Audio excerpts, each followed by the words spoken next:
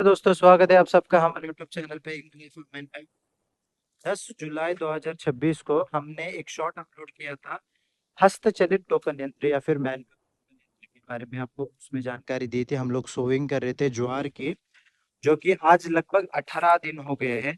इस वीडियो में आपको पूरी जानकारी देने की कोशिश करूंगा कि हमने कौन सी टेक्नोलॉजी यूज करके जो है हमने सोइंग किया है या फिर बुआई की है ज्वार की, जो कि चारे के इस्तेमाल में होगा जानवर के लिए। तो मैं आपको बता दूं, इस टेक्नोलॉजी का नाम है एसआरटी यानी सगुना राइस टेक्नोलॉजी। उसके बहुत ही बेहतरीन बेनिफिट्स में आपको इस वीडियो में पूरी तरीके से बताने की कोशिश करूंगा। सगुना राइस टेक्नोलॉजी में हम लोग क्या करते हैं, सबसे पहले एक खेत की पूरी तरीके से जुताई करनी पड़ेगी। पूरी जुताई होने के बाद हम लोग हमारे साइज के हिसाब से 4, 4.5, 5 फुट के जो है बेड को बना के लेंगे। उसके ऊपर हम ड्रिप फैलाएंगे। ड्रिप के बाद हम लोग कंपलसरी मैंडेटरीली हस्तचलित टोकन यंत्र के साथ उसकी जो है सोइंग करेंगे। नो मैटर आप कौन से भी सीड का सोइंग करिए, मक्का रहने दीजिए, ज्वार रहने दीजिए, या फिर तूर अरहर की दाल रहने दीजिए, हरभरा कीजिए, उड़द कीजिए, जो भी आपको करना है। अभी आगे चल के ये भी पता चला है हमको कि एसआरटी पद्धति में जो है हम लोग गन्ने की भी जो प्लांटेशन कर रहे हैं उसके ऊपर भी हम लोग रिसर्च करने वाले हैं। बेनिफिट्स आपको मैं बताना चाहूंगा। वीडियो में अंत तक बने रहिए और मैं कोशिश करूंगा कि पूरी पूरी जानकारी आपको बहुत ही इजी वे में समझा सकूं। तो हम लोग जब हस्तचलित टोकन यंत्र से बुवाई करते हैं, उसका उसमें अगर सेटिंग करके रख दिए है कि एक समय पे एक जगह पे कितना बीज का जो बुवाई होना चाहिए, उससे ज्यादा नहीं होता है। हमने जब ज्वार की बुवाई करने को सोचा तो हस्तचलित टोकन यंत्र में हम लोग ने उसका सेटिंग कुछ इस तरीके से किया हुआ था कि एक जगह पे सिर्फ और सिर्फ 6 से लेकर 8 ज्वार के बीज होने चाहिए। आप देख सकते हो, मैं फोन लेके मैं पूरे फार्म में घूम रहा हूँ, आप ऑब्जर्व कर सकते हो। हमने एक बेड पे 4 लाइन लिया हुआ है, 1, 2, 3 और 4। इस 4 लाइन में हमने टारगेट किया था कि 8 से 10 या फिर 6 से 10 मैक्सिमम टू मिनिमम 6 से 10 हम लोग जो है बीज का सेटिंग करके रखा हुआ था। पर उसका एक बेनिफिट ये हुआ, हर जगह पे आप देख सकते हो जहां जहां उग के आया है लगभग लगभग 6 से 10 बीज का जो पौधा या फिर ज्वार जो है उग के आया है।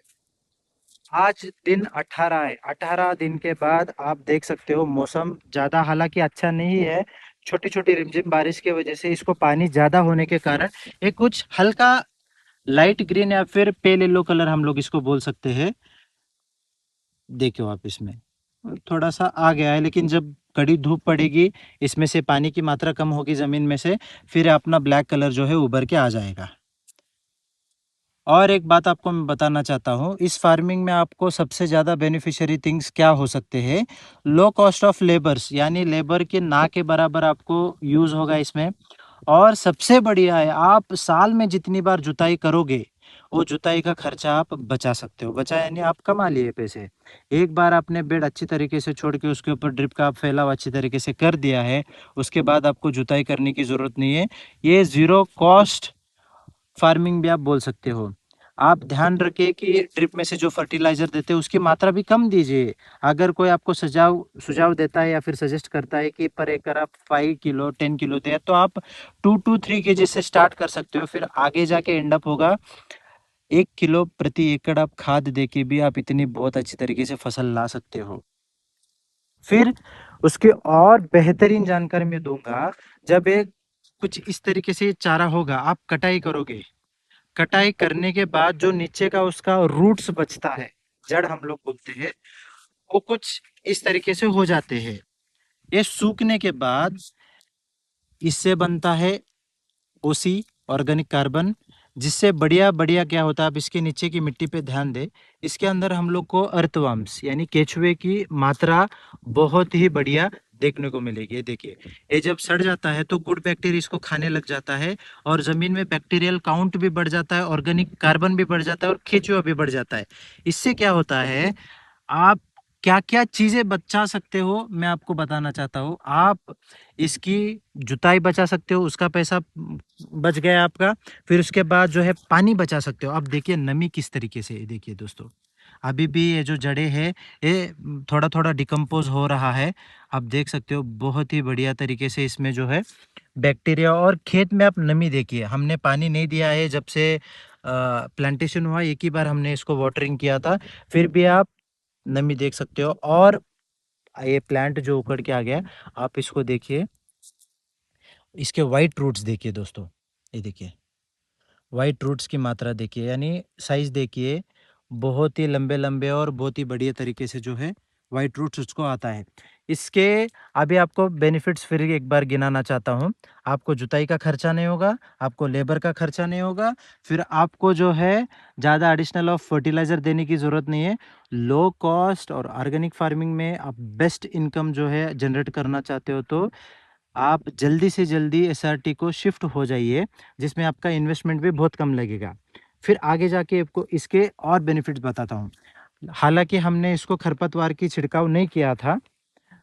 आप जिस दिन बुवाई करते हो, आप खरपतवार कंपलसरी स्प्रे करना चाहिए। जब खरपतवार का छिड़काव होता है, ये जो भार का जो तन है, जो ग्रास है एक्स्ट्रा, वो मर जाने के बाद जो क्रॉप है और बढ़िया तरीके से आएगा। उसके बाद एक स्प्रे लेना पड़ेगा आपको 19 ग्रेड विथ यूजिंग कीटकनाशक। उसके बाद क्या होगा, आपका क्रॉप जो है अच्छी तरीके से जब ग्रो होने लग जाएगा, जिस दिन से आप इसकी कटाई चालू करेंगे, या फिर आप जिस दिन काटोगे, काटने के तुरंत अगले दिन ही आप दूसरा सीड इसमें आप लोग वो कर सकते हो।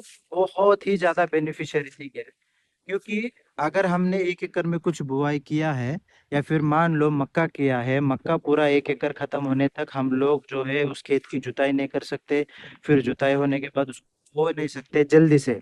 लेकिन एसआरटी में ऐसा नहीं है। अगर मान लीजिए एक बेड आपने कटाई कर लिया है, उसी दिन आप हस्त चले टोकन यंत्र से, जो भी है, पर याद रखिए अल्टरनाइजेशन कंपलसरी है, मैंडेटरी है। क्योंकि आप अगर एक ही बेड, एक ही चारा उगाने की कोशिश करेंगे बार बार बार बार, तो ज्यादा सपोर्ट नहीं करेगा। लेकिन इस तरीके से आप अगर यूज करेंगे अल्टरनाइजेशन, जिसमें आप पहले ज्वार कीजिए, फिर उसके बाद मक्का कीजिए, फिर हरभरा कीजिए यानी चना कीजिए, फिर उसके बाद अरहर की दाल कीजिए, फिर उड़द कीजिए, फिर गन्ना कीजिए, जो आपके मन में आए वो कर लीजिए।